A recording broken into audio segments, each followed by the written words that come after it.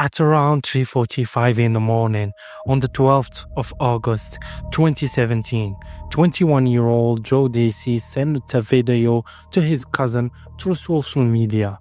He was inside the house in rural County Mayo. He was alive, he was communicating, and there was no public sign that anything was wrong. Around 3 hours later, at approximately 6:45 in the morning, a cyclist passing the property saw Joe lying unconscious in the driveway. He had suffered devastating injuries to his head. His family later said that when Joe arrived at hospital, he was wearing only his boxer shorts. His outer clothes were missing. At first, the incident was treated as a tragic fall, but the postmortem examination changed everything. Joe had suffered blunt force trauma to his head, and the guards opened a murder investigation. Nearly 9 years later, no one has been charged with killing him. But in April 2026, an inquest heard that several new lines of inquiry had emerged and were being actively pursued. So what happened to Joe Deacy between 3:45 and 6:45 that morning? Where did he receive his fatal injuries? Why was he found outside without most of his clothing? And why do investigators believe that the final piece of information needed to solve this case remains inside the local community? This is the unresolved killing of Joe Deacy. Before we begin, this video is produced for educational, documentary, and public interest purpose. No person mentioned in connection with this case should be considered responsible for a crime unless proven guilty in court. Joe was 21 years old and lived in St. Albans, in England. But Mayo was far more than a holiday destination to him. His paternal grandparents came from the county, and Joe had spent many summers in the west of Ireland while growing up. He maintained close relationship with family members, cousins and friends in both Mayo and Galway. He attended the Galway races, he followed Gaelic football, he loved soccer, and according to court reporting, Joe considered himself to be from Mayo. He had even applied for an Irish passport shortly before his death. People close to Joe described him as friendly, social, and deeply connected to his Irish family roots. Mayo football was especially important to him. That connection is one reason his case continues to be remembered in the county. Joe was not an unfamiliar tourist who had arrived without knowing anyone. He had relatives there. He had friends there. He had returned many times. During August 2017, Joe was once again visiting family and friends in the west of Ireland. On Friday, the 11th of August, he traveled to County Mayo in County Mayo. That evening, Joe socialized at a venue known locally as Paddy's Bar. The official Garda timeline says that he later returned to the house where he was staying. Court reporting states that Joe and friend were dropped at the house after socializing in Kiltima. The location was rural. The town is outside Swinford, close to the main number 5 road connecting the area with other parts of Mayo. At that point, there was nothing in the publicly confirmed timeline to suggest that Joe was in immediate danger. During the early hours of Saturday morning, Joe remained in contact with his cousins through Snapchat and other social media messages. At approximately 3:45 in the morning, he sent a video to his second cousin, Michael Deacy, with whom he had been staying during his visit. That message is one of the final confirmed signs that Joe was conscious and able to communicate. Then the timeline becomes almost completely silent. At 3:45, Joe was sending a video. At 6:45, he was found unconscious outside. That leaves a gap of approximately 3 hours.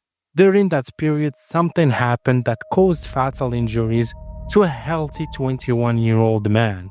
but the exact sequence of events remain unknown publicly. There are several critical questions. Was Joe assaulted inside the house? Was he injured somewhere else and later brought to the driveway? Did an argument begin suddenly? Was more than one person involved? And what happened to his clothing? According to Joe's family, when he reached the emergency department, he was wearing only his boxer shorts. His outer clothes were missing. That information came from his family and was reported by RTE. It has not been presented publicly as a forensic conclusion explaining exactly what happened, but it remains one of the most disturbing details in the case. Joe had returned to the property after a night out. Several hours later, he was discovered critically injured outside without the clothes he had been wearing. The missing clothing immediately creates further questions. Was it removed before the incident, during it, or afterward? Was Joe moved? Were the clothes collected as evidence? Were they recovered somewhere else? The full forensic record has never been released publicly, so any answer beyond the confirmed facts would be speculation. At approximately 6:45 on Saturday morning, a passing cyclist noticed Joe in the driveway. Some court reports describe the discovery as taking place at approximately 6:30. But the official guard's appeal gives the time as 6:45. Joe was unconscious and had serious injuries to his head. Emergency services were contacted. He was initially taken to Mayo University Hospital in Castlebar. Because of the severity of his condition, Joe was later transferred to Beaumont Hospital in Dublin, a hospital that provides specialist neurological care. His family traveled to be with him. Joe never recovered. On Sunday, the 13th of August 2017, he died from his injuries. He was only 21. The first explanation given to Joe's family was that he had apparently suffered a fall. At that early stage, the situation was treated as an accident rather than a deliberate attack. That changed after the postmortem examination. The examination established that Joe had suffered blunt force trauma to his head. The injuries were no longer considered consistent with an innocent fall. The case became a murder investigation. This reversal is one of the most important elements of Joe's story. The first belief was that a young man had fallen after a night out. The medical evidence instead indicated that he had suffered a violent injury. By the time the investigation changed direction, valuable time had passed. However, no official report has publicly established that evidence was destroyed or that the delay prevented the case from being solved. Those claims should not be presented as fact. What is confirmed is that the initial understanding of the incident was wrong. Joe had not simply experienced a tragic accident. Someone had caused the injuries that ended his life. The guards began attempting to reconstruct his final hours. They examined the house, the driveway, Joe's communication, and the movement of people in the area. They appealed to anyone who had been near the house or on the N5 between Swinford and Bohola between 2:30 and 7 in the morning. Investigators also interviewed people who had been connected to Joe or the property. The people who were present at the house have publicly and strongly denied knowing what caused Joe's death. It is important to state clearly that the owner of the property where Joe was found have not been charged with causing his death. Later court proceedings described them as a victim of a separate campaign of harassment connected to the case. The court heard that they had done what they could to help Joe and had nothing to do with his death. The investigation continued. In May 2018, a man in his 20s was arrested in County Mayo in connection with Joe's death.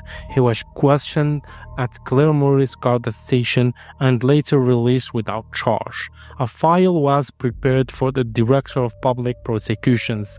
An arrest does not prove guilt, and no murder charge resulted from that arrest. Over the years, further people were questioned or arrested during the investigation. In 2024, a man and a woman were arrested on suspicion of withholding information from the guards. They were also released without charge. Public reporting has cited that the 3 men and 1 woman have been arrested or questioned during the wider investigation at different times, yet no person has been prosecuted for Joe's killing. This does not mean investigators believe nothing happened. It means that the available evidence has not yet produced a criminal case capable of being brought before a court. Suspicion is not enough. Rumors are not enough.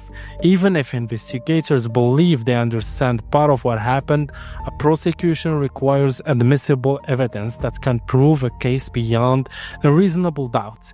And that appears to be the central difficulty in Joe's case. The guards believe people possess information, but information and prosecutable evidence are not always the same thing. In September 2022, the Garda Crime Corps program issued one of its strongest appeals concerning Joe's death. The language was unusually direct.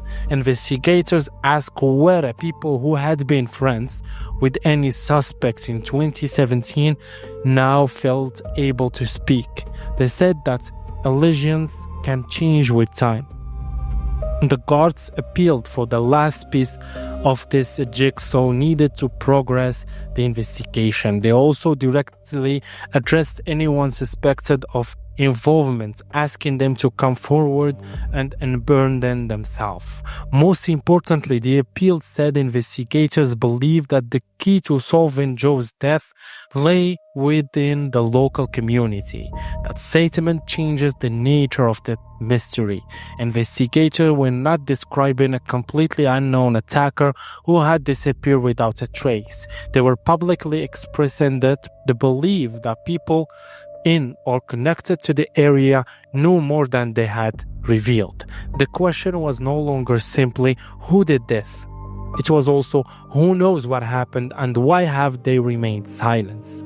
There are many reasons why someone may fail to speak during an investigation. Fear, loyalty, family connections, concern about personal consequences, a belief that someone else will eventually provide information, or a belief that the information they hold is not important enough. But the guards have repeatedly said that even a small detail could matter. A vehicle seen at an unusual time, a conversation after the incident, a message, a change in someone's behavior, something said at a gathering, or knowledge of where Joe was injured and how he reached the driveway. In November 2022, Dublin District Coroner Court heard that the murder investigation remained live and ongoing. Inspector Naomi DeRis said that several lines of inquiry were still being followed. The court also heard that witnesses living outside Ireland still had to be interviewed. The inquest into Joe's death was adjourned because criminal proceedings were being considered. An inquest established the medical cause and circumstances of death. It does not decide criminal guilt. When an active criminal investigation could lead to proceeding, an inquest can be delayed to avoid interfering with that process. The adjournment showed that the case had not been closed, but years continue to pass without a murder charge. For Joe's family, each anniversary brought the same painful situation. They know Joe had been unlawfully killed. They know investigators believed people possessed information, but they still did not know the full truth about his final hours. Joe's parents, Adrian and Alison, continue making public appeals. His relatives and friends organized memory events and walks in Mayo. They carried signs demanding justice. They asked anyone with information to examine their conscience. The family message remained consistent. They were not asking the public to spread rumors or attack people online. They want anyone with genuine information to give it directly to the guards. The distinction is important. Public speculation can damage an investigation. Naming and charge people can create legal problems, harm innocent individuals, and make a future prosecution more difficult. Evidence must be provided through the proper channel. Then in April 2026, the case returned to Dublin District Coroner Court. Nearly 9 years had passed since Joe's death. Inspector Naomi told the court that the senior investigating officer had reported several new and additional lines of inquiry. This new revenue had emerged during recent months. They were being actively pursued. The exact nature of those inquiries was not revealed publicly. That was expected. Investigators do not normally publish sensitive details about active leads, witnesses, or potential evidence. The court was also told that the guards remained in contact with Joe's family through a family liaison officer. Inspector DeReese requested another 6-month adjournment of the inquest because criminal proceedings were still being considered. The coroner granted the application and scheduled the future updates for the 13th of October 2026. That does not mean a person is about to be charged. It does not guarantee that the new inquiries will solve the case, but it is confirmed developments. After almost 9 years, investigators have identified additional avenues that they consider important enough to pursue actively.